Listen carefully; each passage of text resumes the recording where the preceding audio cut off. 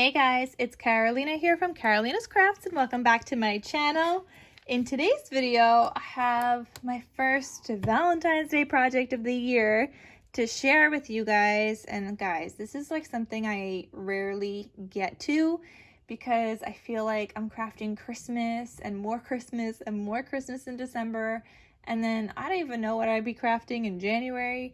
But then February just comes so fast and I usually don't have any Valentine's Day projects or very minimal. Like I might have one or two and then that's it. But you know what?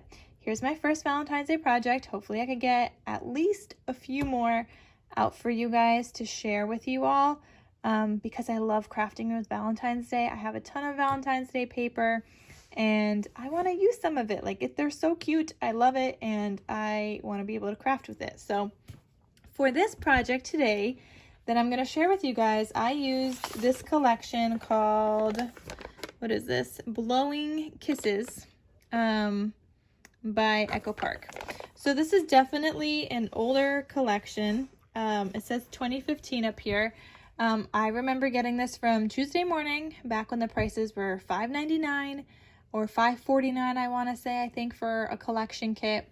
And I recently rediscovered this because I had created a project with this collection and I was going through my project cart, realized I still had a few full-size sheets left. So I wanted to use it up, make something, and there we go, my first Valentine's Day project of the year. But why has it taken me so long to use these scraps? I don't know. I guess I just stashed them away onto my project cart and just recently found them. So it might have been like a whole entire year at this point, maybe two. I don't know. I don't know how long it's been there, but I do have some scraps left over. I'm not big scraps. I'm not entirely sure what I'm going to create with this. It's probably like, you know, I'll probably make a couple of cards. Nothing too major because these are my two biggest pieces in here. Can't really make much with this, and this back piece is so hard to use because it's just got so many things happening here. So I'd have to use this side. So I'm not really sure what I'm going to make with the rest of this, but yeah, stay tuned. Maybe a couple of cards, and that's probably going to be it.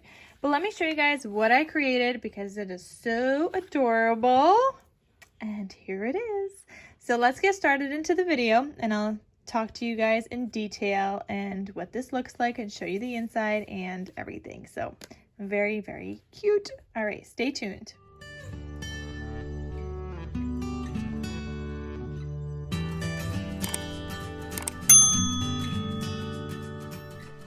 Okay, so this album, I don't even know how much this measures anymore, but let me grab my ruler. This measures 5 by 8.5. I think this is 5. Yeah, 5 by 8.5 inches. And I think the spine is 1.5. Yeah. So I feel like the spine could have been maybe a little bit smaller. I did end up adding a page in between just because I felt it was a little too big. And yeah, it's just very cute though. I have a ribbon tie closure here with some ribbon here, like a pink and white, I don't know, what is this, gingham? The cut apart is from the collection. It says, I love you. This little bird, the hearts, and the be mine. This is not from this collection. This is from, I want to say it's from a collection called, I think, Love Notes by, I want to say Photo Play. Something like that. But I paper pieced on the cover here because I didn't have enough for the cover. I usually do my covers kind of last because I want to make sure I have enough pages on the inside, especially when I'm working with scraps. If I have like a cover that I really want to use on to be the cover, I will cut that out first, but usually it's pretty much the last thing I do, that and the back cover.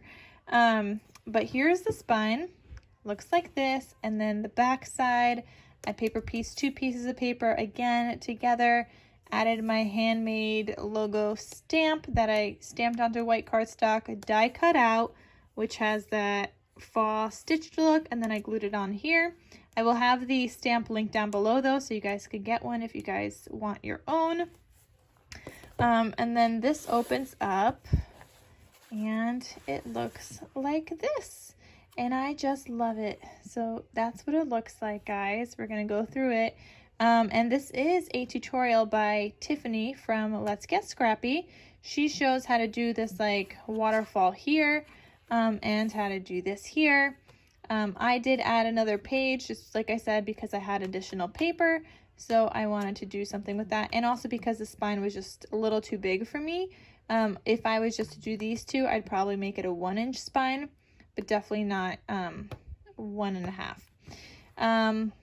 So on the left side here, we have this waterfall that goes sideways, and I punched all of my corners on this paper with my scallop punch. So this is definitely something I highly recommend you guys have in your stash, but it is the scallop punch and the stub punch, and it's great. I love this. I've had this for years. Now mine recently is like extremely hard to punch, so I did order a new one. I tried wax paper to make it kind of more waxy and smoother, and I tried a foil to sharpen it. Nothing is working, and it's just like extremely hard to punch, and it's hard on my hands. It's nothing like my other punch with the corner chomper. This is so easy. Like, look at this. But this one, like, you could hear something's happening in there. So I did order a new one because I cannot go without this. I use the scallop punch a ton, and I love the stub punch for like Halloween albums. And I have some scrap pieces that fell out of there. So I did use that here. I fussy cut this this lovebird sticker, and this was from this Blow and Kisses collection, the lovebirds. I fussy cut that, stuck it on, or I stuck it onto the black cardstock, and then I fussy cut this backside piece for it also, so that could have a nice mat. I double layered here with gold foil and the pattern paper. And this is the first kind of waterfall piece. You could add photos here and photos here. You could fit like 2 photos on each of these if you really wanted to. So on this one here, you could fit a 3.5 by 5.5 size photo if you wanted to. And this one you could fit like a 7 by also maybe like 3.5. I mean, yeah, this one's probably more like 3 inches. But you could fit 2 photos also if you'd prefer, like one here, one here, one here, one here. I probably wouldn't cover up these pieces here, like on the very right hand side and on the tops. I wouldn't cover it up. I'd leave a little bit of space just because I like how that paper looks, but it's totally up to the recipient. Then the slips again, you could add more photos here and here and here, or a larger photo if you'd prefer. And then again here, and same idea, you could fit 2 photos or a larger photo. And then in the back here, there is a pocket that I just used some stickers to decorate with from the collection. Added this cute little cut apart journal card, so you could add a photo to the back of this. And then I also made this cute little tag. Oh, and oh my gosh, I have to show you guys the punch. So I used a punch for the tag. I have been obsessed with it. You guys know, you guys have probably been seeing it a ton in my videos lately because I rediscovered it and I can't stop using it. So I highly recommend this paper punch. I'll have this link down below as well, but you can make anything from 1.5 size to 2.5 size. You get the best kind of correct measurements with these specifics, 1.5, 2.5, or 2. I do make it 2 1/4 sometimes, but then it doesn't land in these lines directly, and it's like in between. So as long as you can eyeball it and then check the back to make sure it's going to punch evenly, like, it works out great. So I do sizes anywhere from 1.5 to 2.5 and everything in between. So I highly recommend this punch. I will have a link down below, but that's how I get these adorable tags here. They're so cute. I love it so much. So this is this tag. I have seam binding up here, and this is some seam binding from My Scrap Cabin Shop. You guys know, if you guys have been here for a while, that's the only seam binding I use from My Scrap Cabin Shop, and I'll have her Etsy shop linked down below as well, where you guys could check it out and get some seam binding. I did put an eyelet here to finish that off, and then white on the back so you could journal on this, or you could just add another photo. So there's that tag, and those just live there, and then these all flip back, and then this magnetizes closed. So that is super duper cute. Then here is the additional page that I added in. you guys could see I didn't have full pieces, so I did some paper piecing here, but I really like how it looks. I like the strip of gold foil. I think it ties in some of the other gold that I have in here. Then this flips open. I had this angled piece left over from I don't know what, but I had it in my stash with my leftover scraps, and I was like, you know what, we gotta use it. We're gonna use this angled piece and we're gonna turn it into a pocket. So that's what I did here. We now have this angled pocket. And I made a cute another little cute tag in here with another colored seam binding with the eyelet, white on the back. You've got this journal card. You could journal on here, add a photo to the back. Here you guys could see there's a gold foil strip in between, and that's because I didn't have a full size sheet for that paper. It kind of ended right here, and then I had another scrap here. And I really wanted to use it. I wanted to be the same paper. I tried 2 different patterns, but it was just too busy for me. So the way that I broke it up was just with this gold foil paper, and then, I don't know, adds a little something something. It doesn't look really like I didn't have enough paper, and it works out just fine here. So I like how that turned out there. And then here, again, I paper pieced. I have a strip here, some gold foil, and then this paper here because it wasn't wide enough, but I think that looks cute. And then here's the back side. The back side, I did that little ripping technique, 2 different patterns of paper. This bottom piece I did leave open, so if you wanted to use that as a tuck spot, you can. Let me show you. Or you could just glue a photo directly onto it, or 1 or 2 like photos, one on top, one on bottom, or just one larger photo, or again, you could use it as a pocket. So whatever the recipient would like to do with that, they could definitely do that. And then this side, you have another waterfall just going a different way. And this one says Happy Valentine's Day, that I double matted here, or that I matted, yeah, double matted with gold and then black. Finish it off with some paper here. And then that flips down like that, so you could add another photo here. And then you could add tons of photos here. And this is a really big size waterfall. Like, you could fit a good size photo. It's like 6 inches by 4.5. So you could fit 4 by 6 size photos on this waterfall. On this side if you want to. You could fit them on the back side, which I did not put any paper here just so it doesn't get too bulky and so the magnet still works.